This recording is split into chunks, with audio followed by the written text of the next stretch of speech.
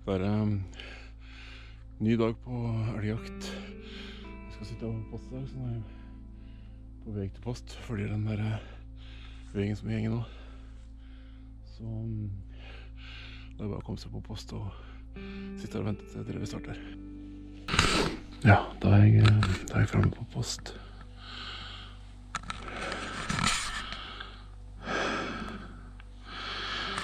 Drevet kommer retning, så jeg må... Det er det som er oppgaven for dem med, men det er jo ganske sannsynlig at det kan komme dyr bak her. Så får vi se.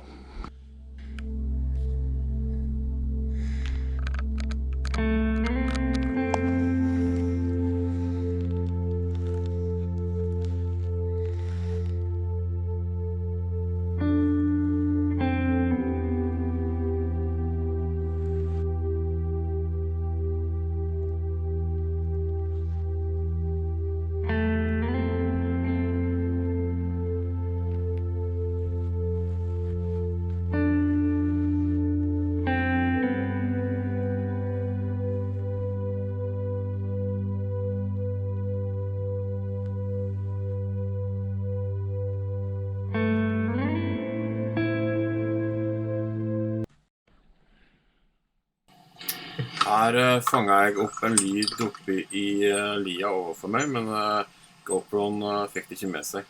Men ting tyder på at ting skjer bak her.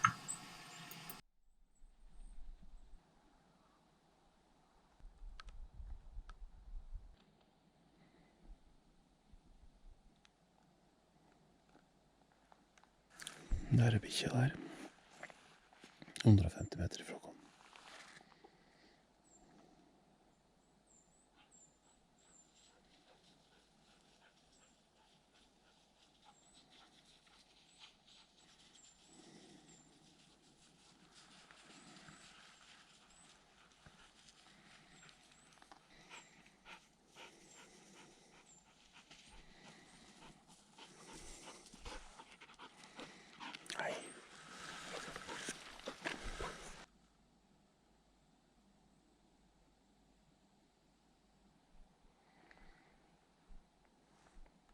Nei, jeg tror ikke det. Det er en bikkje der jeg jaget der lenge før storm kom hit, og etterpå, så jeg tror det er en annen bikkje.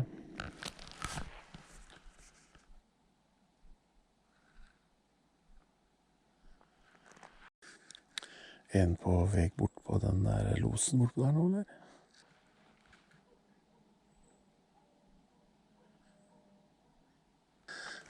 Nei, jeg vil tippe den var på omtrent bort med Nordre drevet der, jeg, altså. Høres veldig godt herifra, jeg sitter i hvert fall. Ja, den losen oppi her, den tror jeg kanskje kan ha retning på oppkastet, så jeg ser ikke bort for at den ender borti der snart. Ja da, nei, han er gått forbi den losen han nå.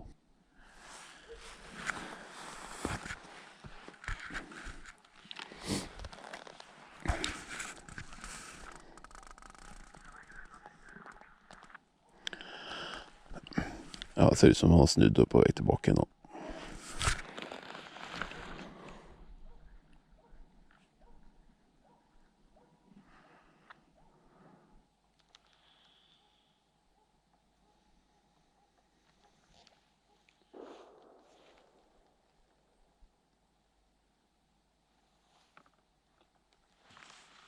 Nå har det stått los på naboterrenget, ja, sikkert en par timer, så nå smalt det endelig. Så får jeg håpe at det ble et fall for dem.